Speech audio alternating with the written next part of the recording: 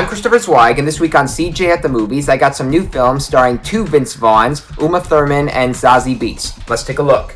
Our first movie is Mike and Nick and Alice, a gangster comedy that features two Vince Vaughns for the price of one. He plays a mobster named Nick who travels back in time to save his friend, another gangster named Quick Draw Mike, played by James Marsden, from being killed. The future Nick wants Mike to knock past Nick out with chloroform, and it's not going to be that simple. Also in the middle is Nick's wife and Mike's lover, Alice, played by Izan Gonzalez, who handles the two Nicks situation a lot better than amateur actresses would in bad pictures. We also get other names like Keith David and Dolph Lundgren in the mix, as well as a lot of motion blurred effects, I suppose, to heighten the style of the action sequences, and songs performed by the Chemical Brothers or Andrew W.K. really hypes the adrenaline rush. Vaughn, Marsden, and Gonzalez are all charming and sometimes funny with how the complicated screenplay throws a lot at them, and the time travel genre isn't on repeat. The writer-director Ben David Grebinski is one of the many filmmakers to try to go for that Tarantino style, and here he knows when to save the bullets. Mike and Nick and Alice is streaming on Hulu, but I think this one should have been shown in theaters, so see it.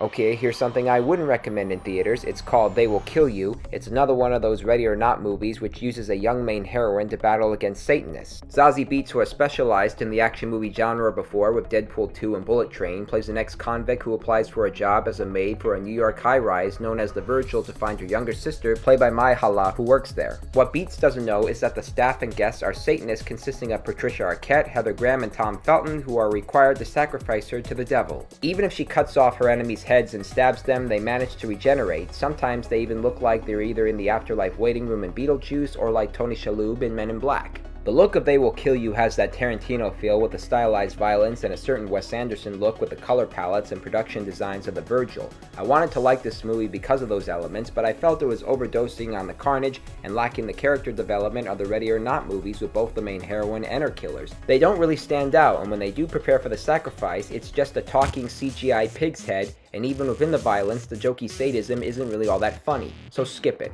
Next up, Marc By Sofia, Sofia Coppola's documentary on the fashion designer Marc Jacobs, who was in the middle of his spring show from 2 years ago. Some of his designs are inspired by Elizabeth Taylor's jewelry. The fashion show I'm talking about has the girls looking like Barbies and walking under giant folding tables and chairs, and he shares his fashion style and gay personality without being overexposed. Sofia met Marc on a New York trip when she wanted to see the Perry Ellis collection that he was working on, and they immediately bonded based on their similar interests, and seeing them together on screen during the interview process is more well acted than how Coppola bombed in The Godfather Part 3. She made it clear that she's a better filmmaker than an actress, and here she wants to tell Jacob's story. Marc By Sofia isn't really much about his family life, but it's interested in his personality, his fashion sense, and his clothing, and they couldn't be more elaborate or exuberant. For clothing experts and fans, it's the kind of film in which you want to get to know more of the fashion designer, and that qualifies it as a good documentary on him, so see it.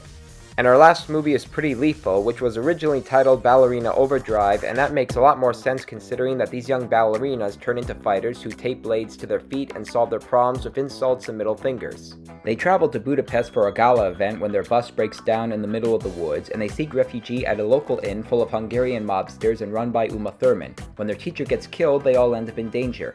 Maddie Ziegler stars as the main heroine who tells the girls that it's time to fight back, while Lana Kandor plays the snooty jerk, Avantika is the religious one getting the obligatory drug trips, Iris Apatow is the cowardly one, and deaf actress Maleficent Simmons from A Quiet Place plays her deaf sister who has to be oblivious to the terrors from the beginning. It makes sense that Pretty Lethal comes to Amazon Prime Video and not in theaters because it's not worth the trip when the better female-led action movie Ready or Not 2 is playing at them. Ziegler has better judgment as the lead, but I've grown tired of the behaviors and idiocy that has to emerge within, like another tired rotary phone joke, but this one has to be dialed with a middle finger and the dumbass insult, so skip it, and I don't mean dance. Recapping this week's new movies, thumbs up for Mike and Nick and Alice, thumbs down for They Will Kill You, thumbs up for Marc By Sofia, and thumbs down for Pretty Lethal. Well, those are the new movies I'm reviewing this week. I'm Christopher Zweig. Stay safe, and I'll see you at the movies.